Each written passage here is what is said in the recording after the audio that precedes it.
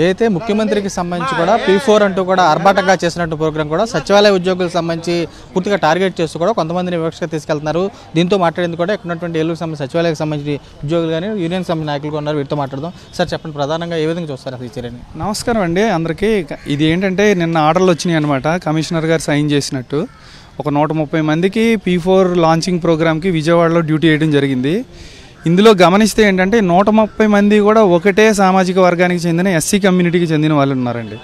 దీనిని మేము చాలా తీవ్రంగా ఖండిస్తున్నాం. దీన్ని మేము ఒక గట్టి వివక్షగా మేము దీన్ని పరిగణిస్తున్నాం. దీన్ని పై అధికారులు కానీ నాయకులు కానీ దీన్ని ఖండించాలి, దీని మీద చర్యలు తీసుకోవాలని కోరుతున్నాం. ఎందుకంటే ఒకే 130 మంది సంబంధించిన వాళ్ళని వేయడం అనేది ఎలా చేశారు, ఎవరు చేశారు అనేది పక్కన పెడితే ఇది కేవలం వివక్షగానే కనబడుతుంది. పండగ చేసుకుంటారా, చేసుకోరా, సెలవులో ఉంటారా, డ్యూటీలు చేస్తారా, చేయరా అనేది వేరే విషయం. ఇవి వాళ్ళ సొంత విషయాలు. కానీ ఒకే కమ్యూనిటీని డ్యూటీకి అసైన్ చేయడం అనేది, అందులో కేవలం ఓన్లీ ఎస్సీలనే టార్గెట్ చేయడం అనేది చాలా బాధాకరమైన విషయం. ఒక ఉద్యోగులుగా ఇన్ని ఎగ్జాములు రాసి ఇందులో సెలెక్ట్ అయ్యి మేము వచ్చి ఒక గౌరవప్రదమైన పొజిషన్లో ఉంటూ ఇప్పటికీ కూడా ఈ కంప్యూటర్ యుగంలో కూడా మేము వివక్షని ఎదుర్కొంటున్నాము అనేది ఈ చర్య ద్వారా ప్రత్యక్షం అవుతుంది. సో దీన్ని 100% మేము ఖండిస్తున్నాం. దీనిని మన ప్రియతమ నాయకులు సీఎం గారు కానీ అందరూ కూడా దీని మీద చర్య తీసుకోవాలని కోరుతున్నాం. ఇప్పటికీ సార్ ప్రధానంగా చూసి జనాలు తీసుకెళ్తూ ఉంటారు. అలాంటిది మిమ్మల్ని ప్రత్యేక టార్గెట్కి ఎంతమందిని తీసుకెళ్తారు, ఏం చూస్తారు? ప్రోగ్రాం సంబంధించి మేము రాత్రి చూసాం సార్. రాత్రి చూసిన తర్వాత ఉద్యోగులనే తీసుకెళ్ళడం అనేది మాకు ఆశ్చర్యానికి గురి కలిగించింది.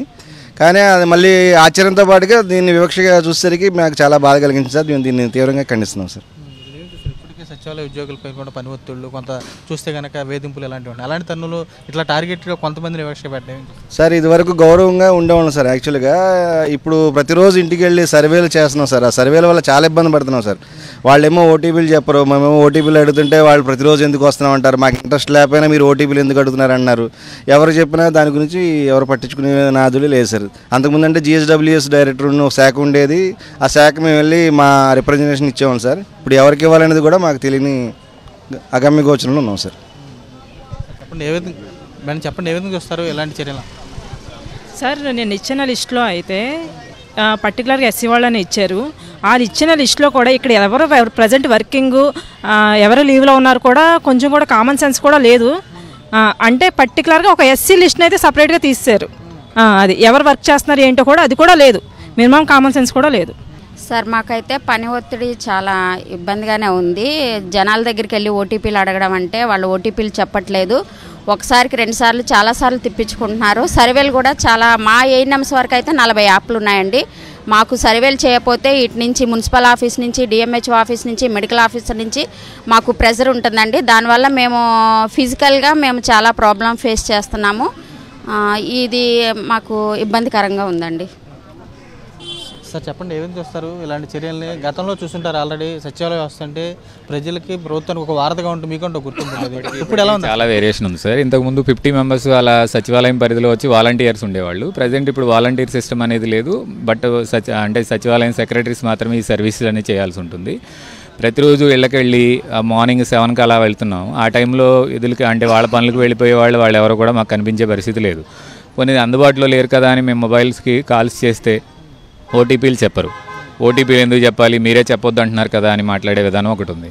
సర్వేలు వీటితో పాటు చూస్తూ ఉంటే ఈరోజేమో P4 సర్వే అని ఒకటి ఆల్రెడీ మేము P4 సర్వేని కంప్లీట్ చేసాం సచివాలయం పరిధిలో. వర్క్ ప్రెజర్ ఉన్నా కానీ వర్క్ చేయడానికి ఇష్టపడుతున్నాం, వర్క్ అయితే చేస్తున్నాం. ఎక్కడ కూడా డీవియేషన్ అయితే రానివ్వడం లేదు. అన్ని రకాలుగాను ప్రభుత్వానికి అధికారులకి అనుకూలంగానే మేము పనిచేస్తూ ఉన్నాం.